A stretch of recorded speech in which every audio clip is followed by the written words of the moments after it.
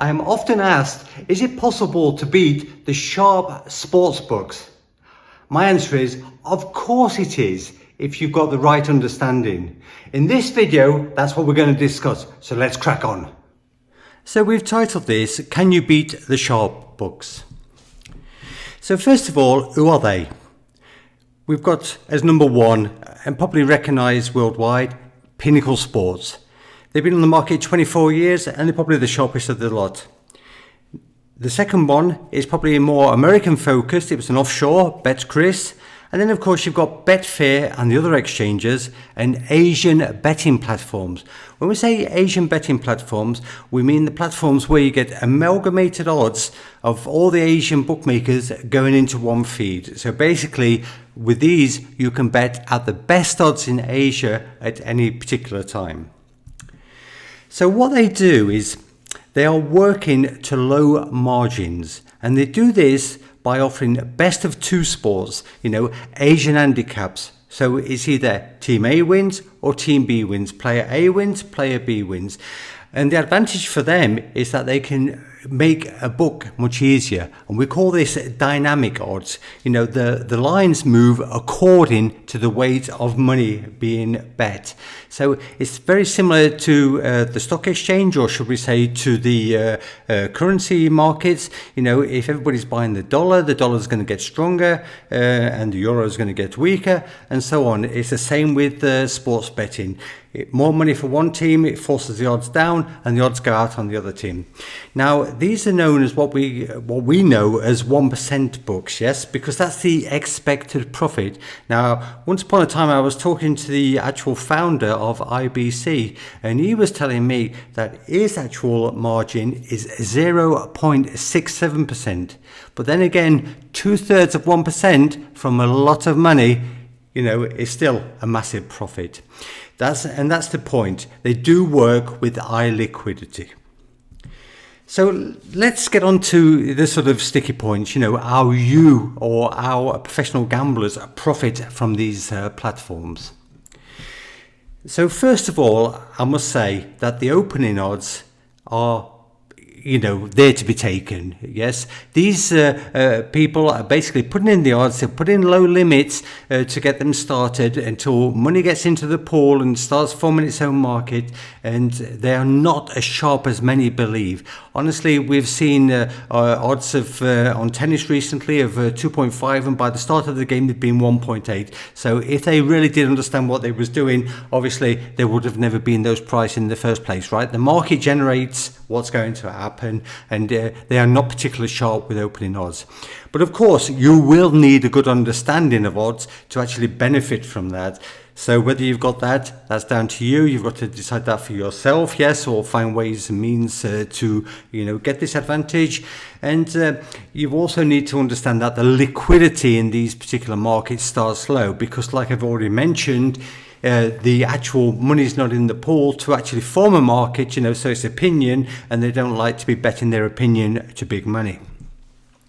So the second part of the equation is in-play betting.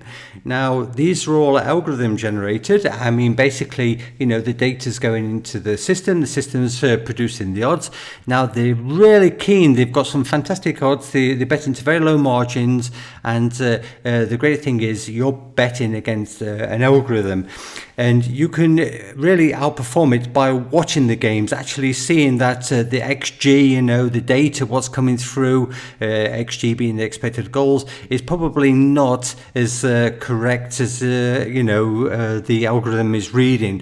And so there's your advantage. There's loads of juice in these. We've probably been getting up to 15-18% in some markets, and also, like I mentioned, high limits. You'll be quite surprised what you can get down with these, and you are betting against opinion, you're not betting against market, so you've got an advantage there. And that brings us on to the third one, which is arbitrage. Now, you're going to need to be quick to obviously do this in Asia because the platforms are picking it up first, right? So, if it's 202, 202 on both sides, right, it's going to be taken pretty quickly. So you've got to know how to react, right?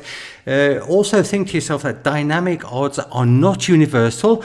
It's not like the stock exchange where, the currency markets where it's a world market. These in particular, it's individual platforms, and the price will move up and down according to their risk, according to the weight of money that they've taken.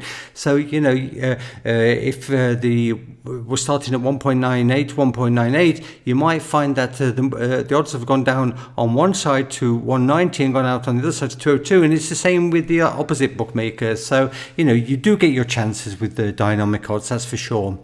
Also, you can identify these markets that are beneficial. Look for volatility where there's a lot of difference of opinion, markets lines moving up and down. In-play markets are particularly advantageous, and the reason for that is obvious because, again, you're betting against opinion, you're betting against different readings, what the algorithm's reading different, the sports modelling, and you do get your opportunities, but again, just to reiterate, you do have to be pretty sharp. And that brings us on to the next part, and that's tracking line movement. Now, this is very similar to, like I say, the stock exchange itself, the bull and bear market. Lines go up, lines go down, prices go up, prices go down, and everything in this world. And you've just got to know when to step in. So to do that, really, to benefit from that, you're going to need some trading software. Now, the trading software, all it will do really is show you how the markets, how the lines are moving, and if you are, if your trading software can start identifying where it's going to go, then of course you can get ahead of it as well. Because, like I say, if you're getting all these bookmakers into one, all these platforms into one, you're getting very keen odds, and you're not giving away much of a percent in the first place, and there's your advantage. Of course, you've got to understand when. So particularly, like I say, when the opening lines come out, that's one particular time. Also, when team news comes out, like in football games, markets can go into, volatile mode. Some are being it, some are not being it. Obviously, bookmakers will start to react, and if they get the team news that something's changed, they will also make a change to their market manually. So, these are things that you need to know, but definitely tracking line movement is one way forward. And finally on this one, it is sourcing information. We all pay for services.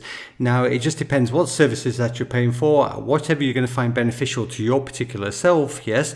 For example, using proven tipsters, you might follow over the space of a year, pay them all 2,000 each. It's costed 20 grand, for like 10 tipsters. 2 of them might have cocked up and lost money, and 8 of them might have won. Now, the 2 that lost probably were covered by the two of the others that had won, and you still got 6 profit, So you've just got to think of the numbers. If it can work for you, if you're getting enough down, if you're getting enough information and it's solid, then you can use proven tipsters, or you can use, figure it out yourself by using software, data, gathering all information that you possibly can. Like I say, we all pay for services, and we pay a lot of money for services. So, just think, if it's something beneficial, it's worth paying for. You don't get nothing for free in this world. And now I just want to touch on one part, and that's how you are going to take advantage. You see, the thing is, in professional sports betting, bookmakers have to price up all the games, don't they? And so you've got all the competition amongst bookmakers, all these different odds, and you can literally fish them out. But your biggest advantage is that you can bet when you want. You don't need to bet on 10,000 games a day. You can just pick 1 out. You can pick 10 out. It doesn't really matter, as long as you're sort of getting that advantage onto your side.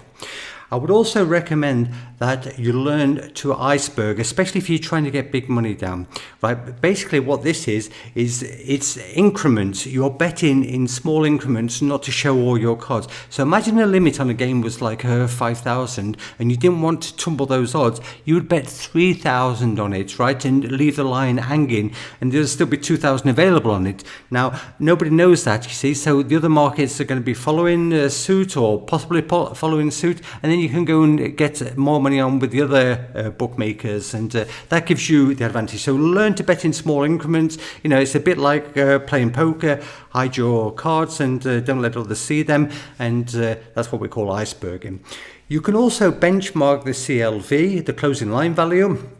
Now, this is, you can see this two ways. One is for your own performance, you know, what odds have you taken, what was the closing line with that particular bookmaker, remove the juice. So if the closing line was like 197, you say it's 2 and 2 and yours getting 205, then you know you've got yourself probably a 2.5% advantage over the long term, yes? But it's also for the bookmaker's performance. This is where you will see how actually weak they are with the opening lines. If you look at the actual opening line and the closing line, you will see a massive difference. Well, in a lot of cases, should I say, and you know, so it sort of gives you a little bit of an idea how you can benefit from the opening line. Also, what you're going to need to do is lower your commission. So if you're working with betting exchanges, you make sure that you get the best, negotiate the best commission possible, right? They might be advertising, you know, 5%, 2% or whatever, right? You've got to go and you've got to try to get that down. So if you've got massive turnover, get in touch with them, get in touch with their, you know, VIP manager, and I'm sure you can cut some kind of deal. Now, once upon a time, we used to actually get commission from the other side as well, but that's a long time ago. So, but work on your commission. And just another small factor is with getting accounts direct. So if you can get like Pinnacle Sports Direct, right, do it. But if not, and if you have to use an agent for that, also get the account directly, you know, through that agent rather than betting through the platform. Because what we find is that these platforms are often trying to pinch a point extra for themselves. Yes, we see this.